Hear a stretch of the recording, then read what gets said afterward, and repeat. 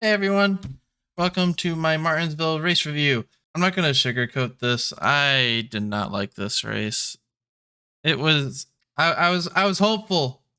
I was really hopeful that low downforce would be a really great improvement, but overall not really that much of improvement.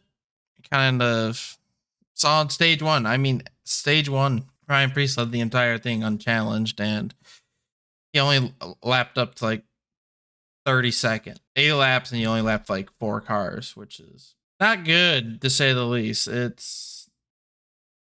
was really just frustrating to watch all day because I mean Ryan Preece started on pole, right, and he led unchallenged. No one could get to him, and then he got 2 lap traffic, and he had a hard time passing 33rd, 32nd, like those cars, and like Joey Logano had to go to the rear.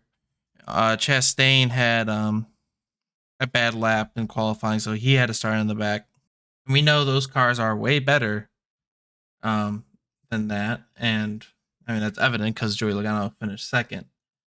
But I don't even know if that's true because it was just like I knew it's like, oh, if you put anyone that's in the back that has like a competent car, they're just gonna run. They would run top 10 if you put them in the top 10. Like when Joey got lapped in stage 1, I was like, he's only running bad because he's in the back. You put him in the top 10, he'll run top 10. Lo and behold, it was true. Yeah, for me, this was incredibly frustrating to watch. Um, so yeah, I mean, Ryan Preece, I mean, was having a career day, and then the caution lap like early 130s when Eric Jones spun Harrison Burton out. He sped on pit road, which with his team said, "Oh, just gun it, you'll be fine." Out on the exit of the pits, which was not true. Really unfortunate for Ryan Preece, but like his race was done. He never saw the top 20. I don't think. Where did he finish? I'm not entirely sure where he finished. He finished 15th. The car that led the first 135 laps was outside the top 20 until like the last 50 laps. I'm pretty sure, which is insane. I mean, some people did come back from like penalties and stuff. I'm not entirely sure how it happened, but it was incredibly frustrating to watch because you're like, Priest got a penalty. Now he's stuck in the field, and you won't ever see him for the rest of the day. And you didn't see him for the rest of the day, pretty much. Um, yeah, there's something fundamentally wrong with the next gen cars. I mean, I don't even know what else to say. There seems to be a fundamental problem where you have to, like, from a downforce perspective or a grip perspective, we have to go so far from where we are right now.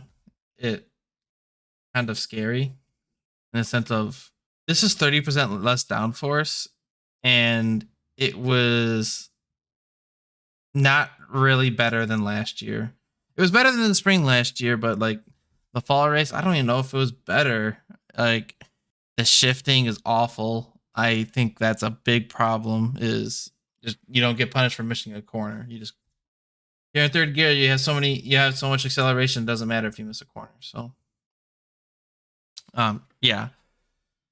Uh, Obviously going on a bit of a tangent just because I obviously a little upset with how short track racing is. I mean, Richmond was really good, but this is Martinsville and Phoenix were awful, to be honest. If I'm just gonna be honest, like this race was probably like 3 out of 10, in my opinion. It's like one of those cases like, thank God it was 400 laps, not 500. And then we also in the stage 1 we had Chastain that stay out on like 40 lap old tires, and he held the lead for 30 laps on 40 lap old tires compared to everyone else. And like that was huge. He was running in the 30s. You put him in the front, and then he kind of ran up he fell down to like 8th by the end of the stage because the tires did actually eventually kick in.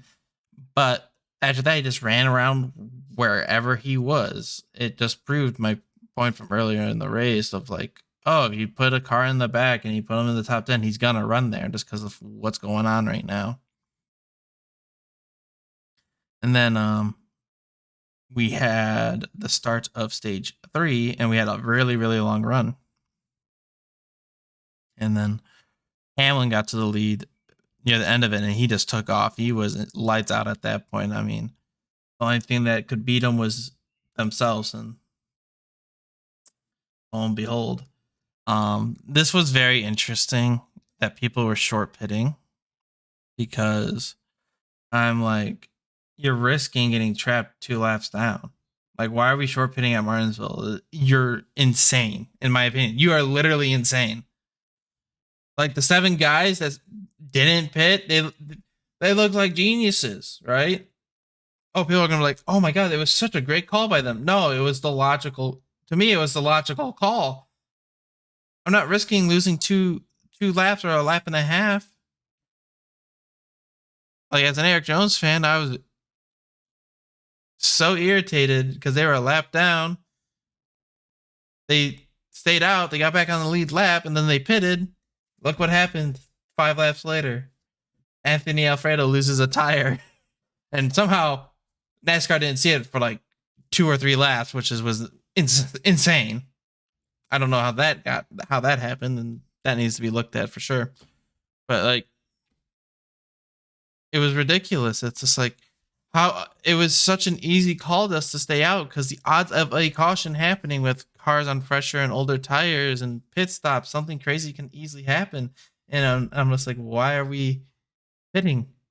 It's too risky, and you gain so much by just not pitting.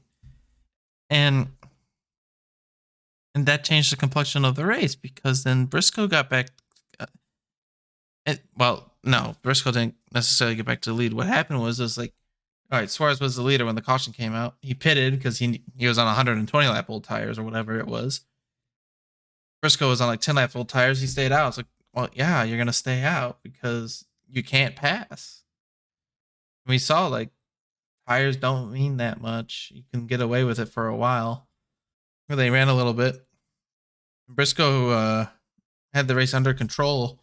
And then a caution came out when JJ Ely had like a brake failure or something, and kind of looked like he attempted a Hail Melon when his car broke, which was kind of funny in that sense. But some guys stayed out, and you kind of knew after like 50 or 60, if you had like 50 laps on it, the tires would matter. A few guys stayed out.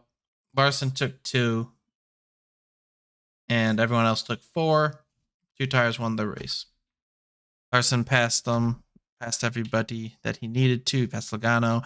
Larson led the last 30 laps, and yeah, I mean, that last run was so frustrating. It's like Hamlin had 40 lap old tires, Briscoe had brand new ones. I think that's how it was, and Briscoe couldn't do anything.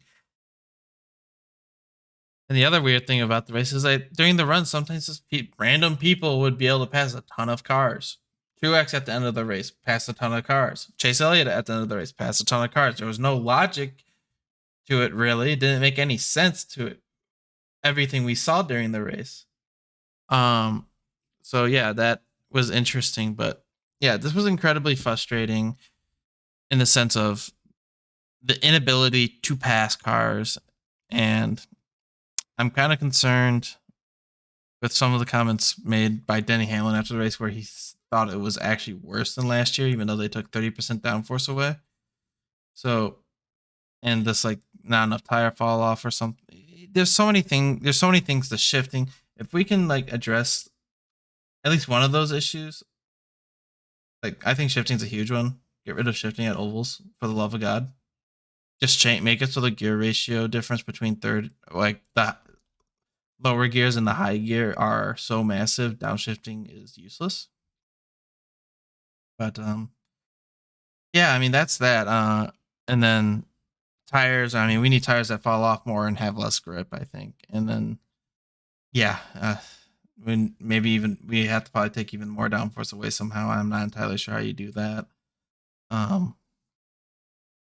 not the one that knows all about where the car generates downforce and stuff. But yeah, Kyle Larson ended up winning.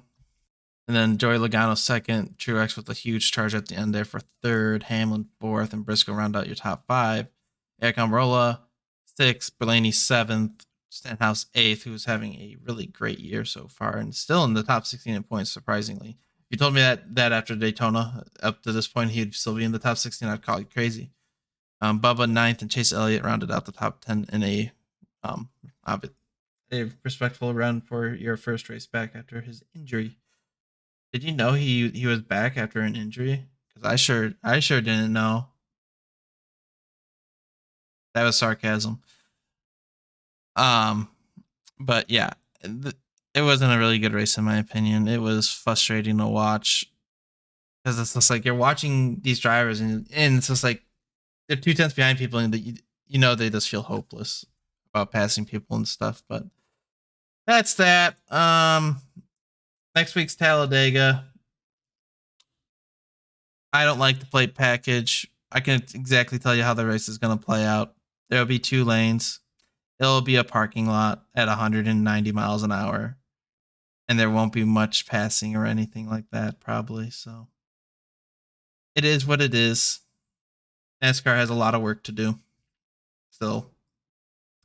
So I hope you enjoyed it. I know it was pretty negative, but it does frustrate me when I know we can be doing a lot better than what we're doing right now from a racing quality perspective. So that's that. I hope you enjoyed it. If you liked the video, I'd appreciate it if you subscribe, like, follow, all that good stuff. And I'll catch you guys in the next one. Peace.